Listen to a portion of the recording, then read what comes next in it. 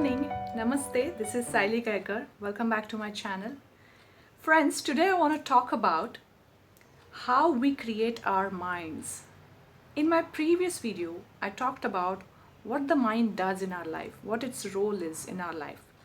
So, in order to understand our mind better, we need to understand how we are constantly creating our mind. What is the content of our mind?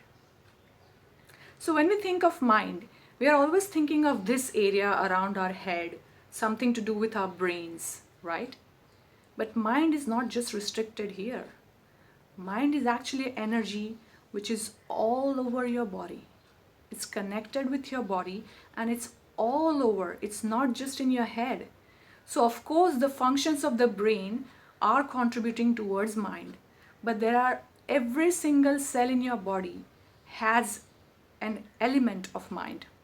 Have you heard of the term cellular memories, DNA, genetics? So everything that is part of your cells is also part of your mind. Some people also say that our gut is like our mind, right? So the mind is everywhere. And it's not a fixed entity. Neither is it fixed physically, nor is it fixed psychologically. It's constantly changing. It's a malleable entity. It's shiftable, transmutable. Now let me tell you how it is. Mind is just like body. We are acquiring various beliefs and thoughts and emotions right from childhood, and we are putting it inside our mind saying, this is me, this is my mind, right? But it's not just from this life. We have genetics and DNA which is coming from our ancestors. Probably there are a lot of impressions inside our mind from our previous centuries of human evolution and probably from previous lives. So all of that we have been carrying inside our mind. On top of this, we are also carrying lots and lots of thoughts and beliefs we have acquired in this particular life. Now, how do we do that? Think of your childhood.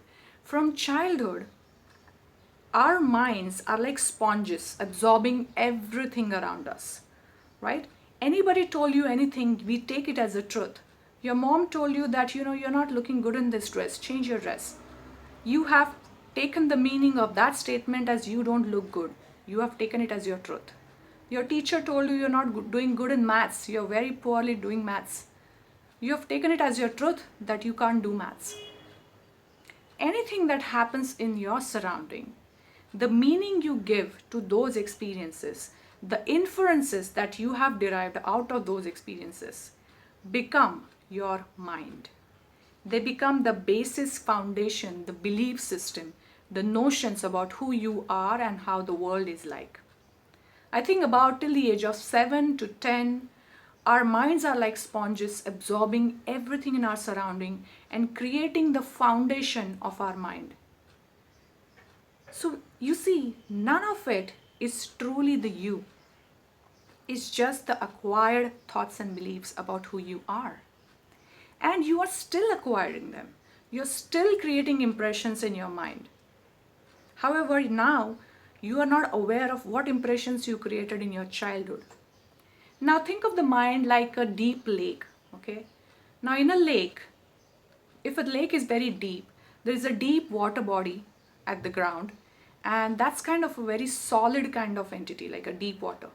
But the surface water is continuously moving. It has ripples, it has waves, right? That's exactly how our mind is. Think of the deep water, the steady water, like our subconscious mind, and the surface water like our conscious mind. Conscious mind is just about 10%, whereas subconscious is almost 90%. It's not just bigger, it is way, way, way stronger than your conscious mind.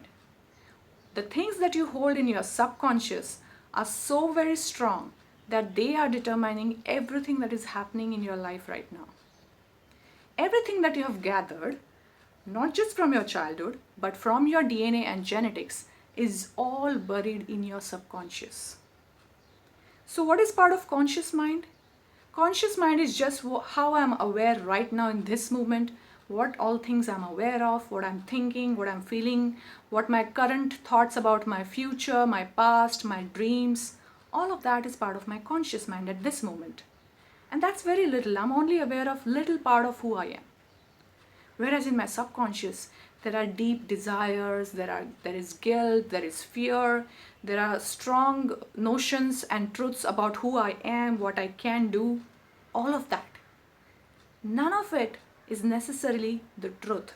It is just something that you have acquired. And you're holding on to it so strongly that it becomes your truth.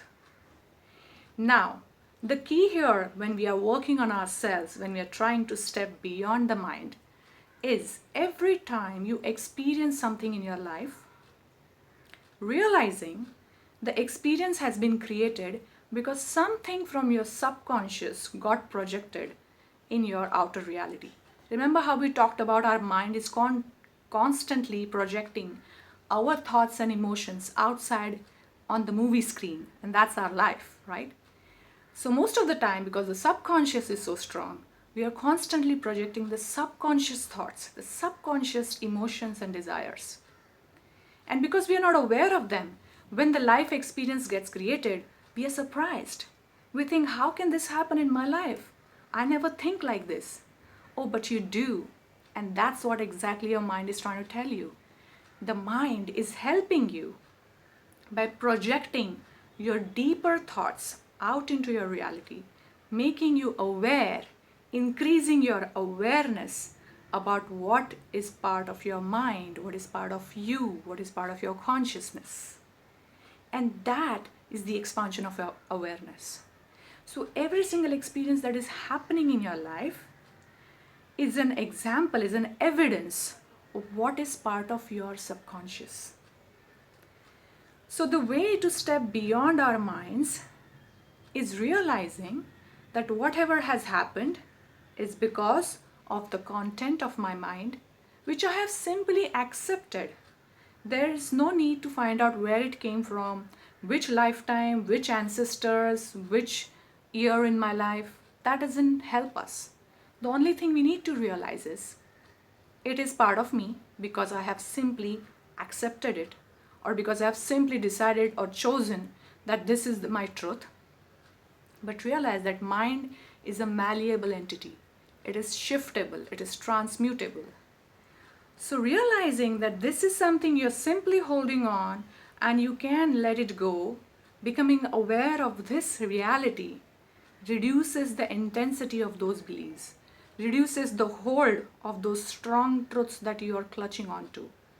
And that begins the process of your freedom. Hope this video has helped you in some way and resonated with you and made you aware of how you're creating your mind every single moment.